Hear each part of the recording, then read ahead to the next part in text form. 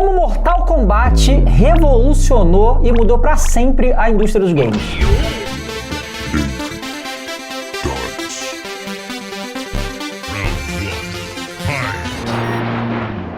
Fala galera, eu sou o David Jones, hoje estou com a Thaís, tudo bem? Oiê! E a gente vai falar sobre um jogo que é muito próximo do nosso coração, né?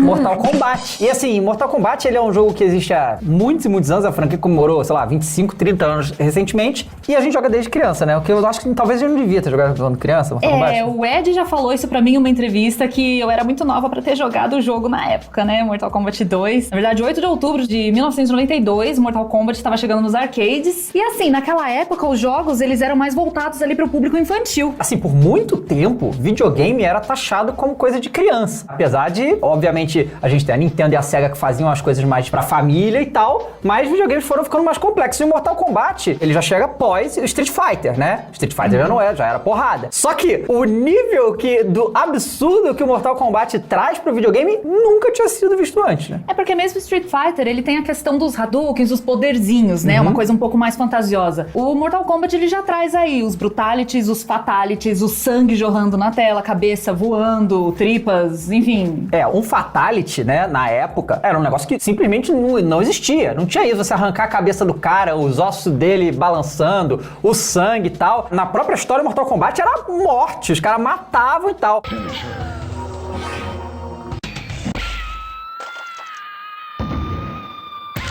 Shang Tsung wins. Flawless victory. Fatality.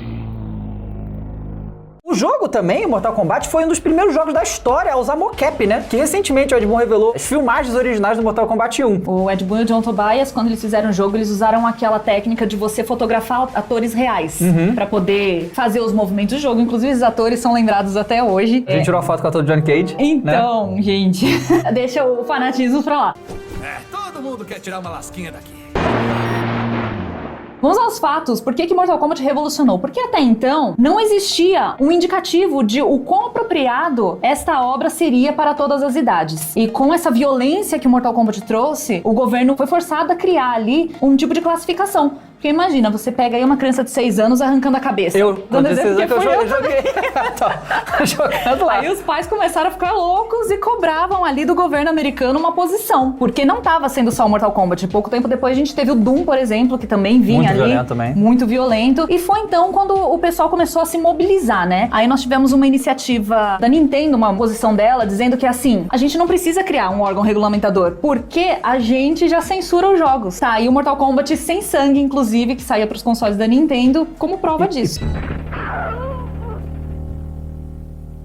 Curiosidade, até hoje o Japão censura os jogos. Resident Evil sai censurado lá, Mortal Kombat sai censurado lá também. Então até hoje tem isso lá, mas aí sim já é parte do governo que faz essas coisas lá. E aí, assim, antes dos videogames acontecer isso, ter essa questão da faixa etária, os filmes, livros já tinham. Só que videogame era uma mídia nova e até hoje, muitas coisas deveriam ter sido colocadas em legislação sobre videogame porque, tipo, é similar a outras indústrias e não tem, e aí vira zona, e aí a gente vê aberrações, mas não tinha indicação etária. Justamente por essa mentalidade geral de, videogame é coisa pra criança, então não precisa. Foi por causa do Mortal Kombat que isso começou a virar assunto no Congresso americano, no Senado e no mundo inteiro. E aí apenas em 94 que foi lançado a ESRB, que não é uma organização governamental. A ESRB é da própria indústria dos games que se reuniram pra fazer a questão de faixa etária dos jogos. E aí você, porque assim, Mortal Kombat 1 era violento, claro, mas não tinha o realismo que os jogos têm hoje. Eu fico imaginando se não tivesse acontecido isso, tipo, o Mortal Kombat hoje, por exemplo, esse Fatality hoje, realmente é algo que pode impressionar a criança, assim, de maneira, tipo... É que hoje nós temos alguns outros jogos aí que são meio errados pra você deixar a criança jogar. Por exemplo, o GTA. GTA, o próprio agora recentemente, o Callisto Protocol, insanamente violento. Tem muito jogo, vai ter o Dead Island 2, vai ser agora muito violento também, porque são jogos para adultos, né? E lá tem a faixa etária adequada para isso hoje, por causa do que aconteceu com Mortal Kombat. Eu sou o melhor. Posso não ser, mas na minha cabeça, eu sou o melhor.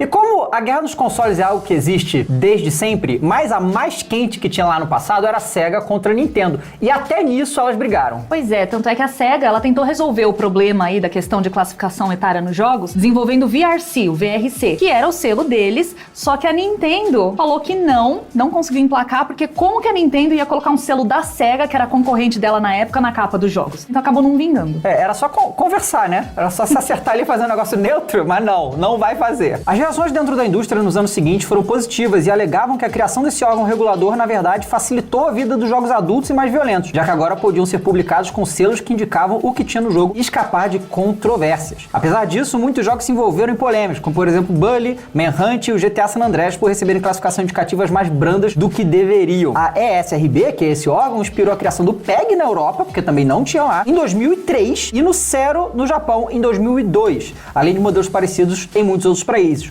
Sabe o que não é proibido em nenhum país? O Flowping!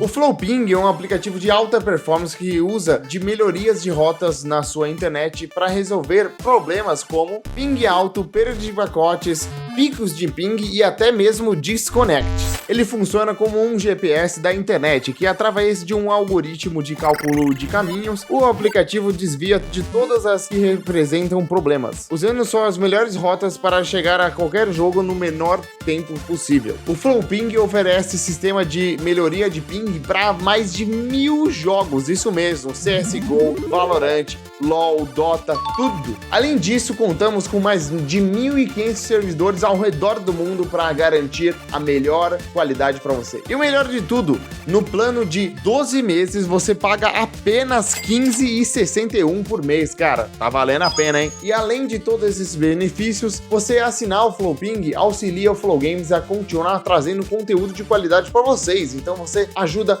diretamente a gente, já que todos os ganhos do Flowping vai direto pro projeto do Flow Games. Então já sabe, quer melhorar o seu ping no joguinho? Então assina Flowping.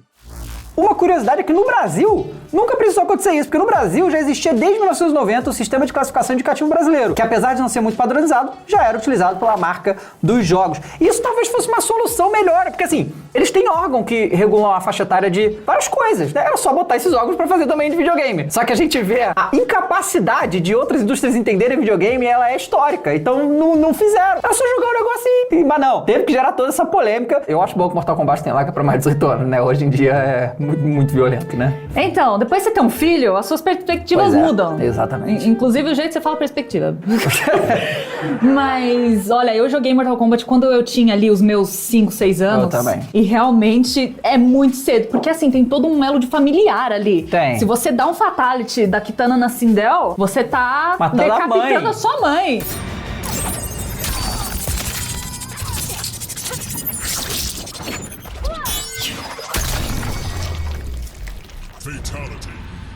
E assim, você vê o outro que é o Street Fighter, né? Que são os dois grandes jogos de luta, assim, né? O Street Fighter, ele termina a luta, mostra o cara arrebentado, mas tá vivo, entendeu? Não tem fatality, não tem sangue direito, é muito... Até hoje o Street Fighter não é assim, né? Que apesar de ser violento, é uma luta, não é mortes aleatórias como no Mortal Kombat. Apesar do primeiro Mortal Kombat ter sido um torneio, sim, morriam as pessoas no final, né? É louco imaginar que em 92 não tinha classificação etária. É porque assim, era uma época, eu acho que até hoje, né? Os engravatados velhos que ficam ali atrás da cadeira tomando as decisões, não levava a sério o videogame como tá se tornando hoje em dia. Então, realmente, aquela coisa de, joguinho de criança. Exato. Clear victory. The people of this nation have spoken.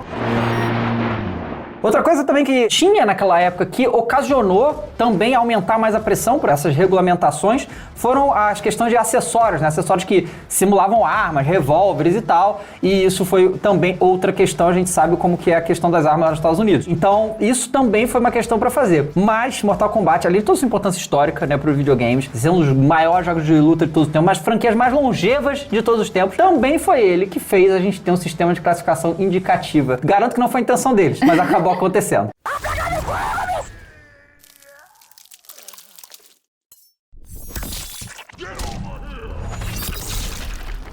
Bom, rapaz, é isso. Muito obrigado a todo mundo que assistiu. Muito obrigado, meu amor, por estar aqui comigo hoje. Obrigada, gente. E é isso aí. Esquece de clicar no gostei, se inscrever e comenta aqui embaixo o que você acha. Valeu, gente. Tchau.